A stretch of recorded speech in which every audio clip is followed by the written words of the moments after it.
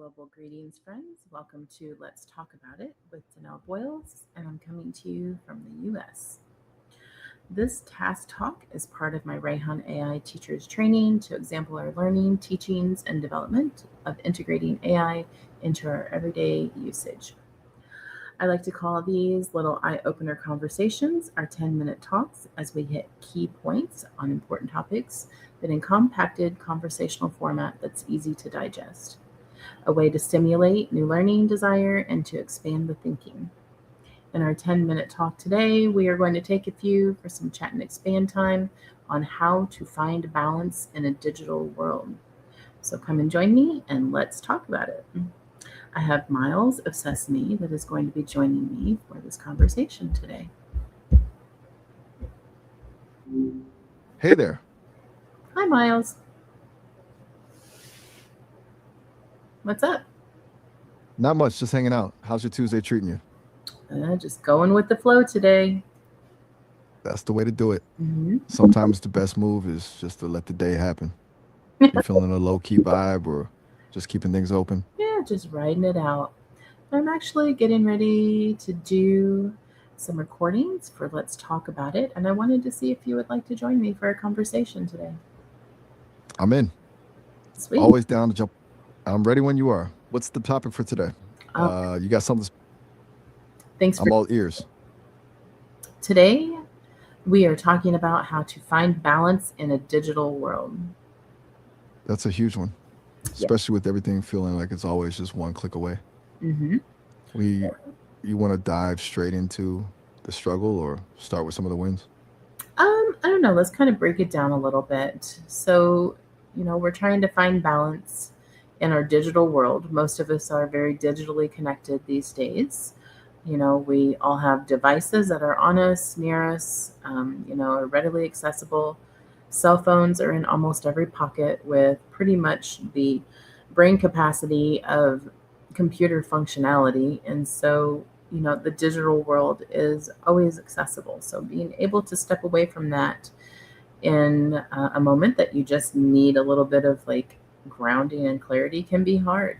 And so, I feel like you know it seems like it should be pretty easy to be able to find the balance in your life between being logged in and logged out, but when we really break it down and look at it, we don't operate much differently than a computer does, and whenever we need downtime from our screens, then it can be hard to pull us away. So let's maybe look into how we find the balance in um, dedicating our time to having some time logged off. How can we It's a go about trip. that? It's a trip because the devices are literally designed to keep us hooked. You know what I'm saying? Mm-hmm. I think a big part of getting back to that is treating off time like an actual appointment. Like if it's not on the calendar, it doesn't exist. Yeah. Do you think people struggle more with the actual habit of putting the phone down or the fear that they're missing something the second they go dark? Both. Fair enough. It's like a double whammy. Both. The habit is the physical pull, but the FOMO is the mental grip. Mm-hmm. It's a tough loop to break when your whole social or professional life is essentially living in that little glass rectangle. Right. It can be. So, what are some key points that individuals can take away from our conversation today to help kind of guide them in how to finding the balance in their digital world? I think we can start with digital boundaries, not just for others, but for ourselves, like creating phone free zones or specific times where the devices just go in a drawer. Another big one would be intentional consumption, asking why you're opening an app before you actually do it. So you're the one in control, not the algorithm. Right. And honestly, the analog reset is huge. Finding one thing a day that requires zero screens, whether it's a walk or just a physical book. You want to lean more into the tactical habits or the mindset shift behind it. Um, let's lean into the tactical habits. Let's get into the weeds then. One a lot of people swear by is the grayscale trick. You turn your phone screen to black and white, and suddenly all those bright, colorful icons lose their magic. It makes the device feel like a tool again instead of a slot machine. Hmm. Then there's notification audits, basically just nuking every alert that isn't from a real human being. Mm-hmm. I kind of can connect to the latter one. The first one is interesting. That's an interesting concept of reducing the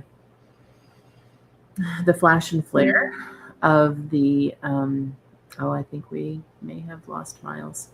But anyway, we shall carry on. But reducing the flash and flare of the screen time. So reducing the color and what is intended to stimulate your nervous system to keep you interacted on the screen. And the second part that Miles had mentioned was, um, having your notifications set so that you are only receiving interactions on your devices from actual like human interaction. So whether that be, I guess, maybe email, your conversational platforms like WhatsApp or Messenger, text message, anything that could be like a direct connection to an individual trying to reach you. Anything else is just noise. So if you get notifications for things like Facebook, Instagram, TikTok, there's a plethora of social media platforms out there. And so if you're getting notifications every single time that, there's a new this or a new that, or anything to like catch your attention to pull you to the social media app, um, I personally have all notifications turned off except for text and messenger. I don't even have my email notifications turned on because being an individual that I'm connected to many people worldwide, my phone, when the notifications are on, is insanity. And so a lot of those I can't have turned on a regular basis. I have to keep them silenced. That's kind of a hard boundary of mine own personally that helps keep my personal life separate from being too integrated with either work life or my extended work, like with humanitarian work, or staying connected with individuals out there in the world on on my terms. And so that way you're not constantly being bombarded by notifications. I'm going to see if I can get Miles back here. I'm not sure what happened, but it's been one of those kinds of days today with technology. Yo, what's up? Hey, Miles, we got disconnected. My bad, I'm back. We were just getting into the tactical side of digital balance. Yeah, and One so of the key take. right, and I talked a little bit on how I personally practice pretty strong boundaries with utilizing my notifications. I don't use a lot of notifications except for direct individual format. So you go ahead and fill us in on your outtake on that. That notification trick is a pro move. Mm-hmm. Most people let their phones treat them like an employee on call 24/7. I try not. Cutting it down to just the direct. You turn them up for the people who actually matter, right? Yeah, That way you're not getting pinged by some random app update or a yeah, marketing email while you're trying to actually live your life. yeah. And I Turns think the phone that's, back in. yeah, more into a tool, of, how would you put it? What kind of tool would you label a cell phone as whenever it has full connectivity like that? At least a computer, you can get up and walk away from it. But phones, they're pretty broadly connected. Basically a leash, man. A high-tech, shiny leash that connects you to everything and everyone all at once. That's It's a funny. tool, yeah, but it's the kind of tool that tries to use you back if you aren't careful. Right. Very cool that you flipped the script on it, though. Hmm. Well, Since we're on the tap, I'm very connected to a lot of individuals all over the world. And so, being on different time zones also makes it so that I have to have some control over what kind of notifications I get and when I get them. Um, if I have my notifications turned on for social media apps, my phone doesn't shut up. Like it wouldn't be pinging nonstop.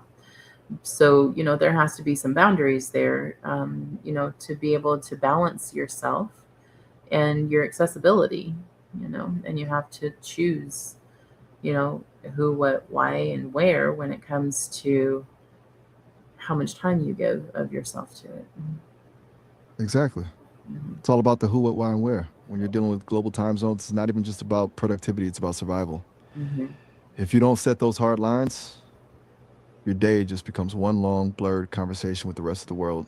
Right. You So basically let's. turned your I'm sorry. you've Yeah. I was just saying that you my bad. I'll let you take the wheel. No, no. Where were you heading with that? I think we have a missed connection. We keep talking over each other. But let's go ahead and close our conversation out. And I think we pretty much have covered the grounds pretty good on how to find balance in your digital world. But if you want, give us just a few pointers to sign off with. My bad on the overlap. Let's stick the landing here. If I had to leave people with a few pointers, I'd say first, treat your notifications like a VIP list. If they aren't essential, they don't get a ping. Second, create a digital sunset where the screens go dark a bit before bed so your brain actually knows it's time to shut down. Mhm. And third, remember that being available isn't the same as being present.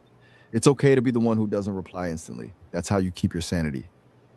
Very good. I like that. Glad that hit the mark. It's Yeah. been a blast diving into this with you. I'll let you get back to those recordings. I always Catch you later. appreciate your time with us, Miles, and your advice, Right back at you. tips, and help. Anytime. Thanks. Keep crushing it. All right, guys, as always, thank you for joining us. I hope you take away some wonderful growth and expansion from our conversation today and keep learning and expanding those minds, hearts, and horizons. And until next time, namaste. Peace. Namaste. Bye, everyone.